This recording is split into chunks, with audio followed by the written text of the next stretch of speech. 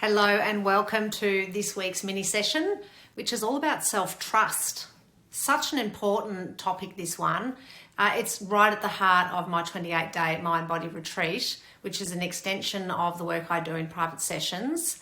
And self-trust is definitely one of the main themes that, knowingly or unknowingly, I am helping people cultivate all the time.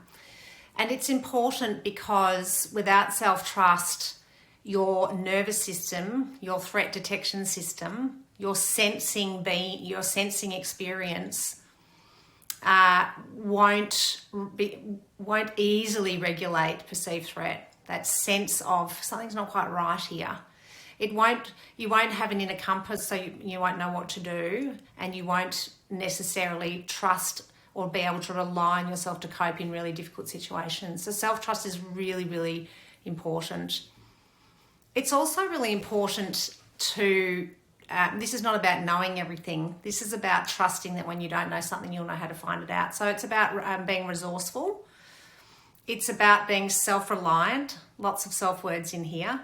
Self-reliant, self-confident. You know, when you have enough self-trust, you have the confidence to face anything. You have the confidence to take the steps required to move towards your visions. If you don't trust that you'll be able to navigate the steps towards a vision, then you won't embark on it, or you will and you'll fail quickly because you'll just be confirming your bias that you can't do something.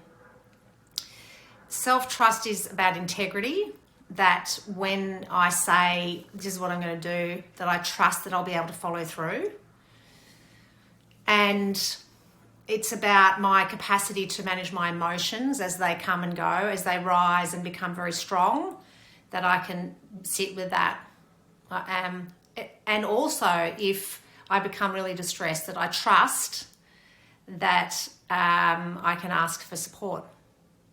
So self-trust it's a skill to practice, and it's the most important skill you can practice because it's where you get your deep sense of anchoring from. The anchor and the compass lives in self-trust. That I can stay calm and anchored in any, stormy moment, and that I don't get knocked off my path. So, how do you develop self-trust? Start with your values, clarify the values that matter to you, and live in alignment with them in your speech and action. Remember, behaviour is the umbrella word for speech and action. And speech starts as thoughts. Thoughts are the seeds of our speech. So if I'm thinking if I'm thinking an untrusting thought about myself, I'm never going to be able to do that, then my speech and my actions are going to reflect that. If I'm thinking something about someone, then my speech and action is going to reflect that. So how do I practice self-trust? I'll clarify my values, clarify my visions, and live in alignment with them most of the time, most days of the week, most months of the year. We're not looking for perfection. We're looking for consistency over time in all of our behaviour. So you can step off course, you can take a wrong turn, you can muck up, you can mess it up, you can falter.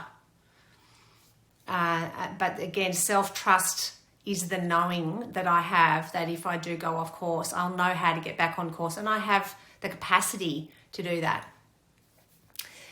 My 28-day Mindbody Retreat is all about self-awareness and self-care, and that is the heart of cultivating self-trust. So jump on the website, have a look at it, and I'm happy to field any questions you might have about it. But from here on, continue to practice self-trust.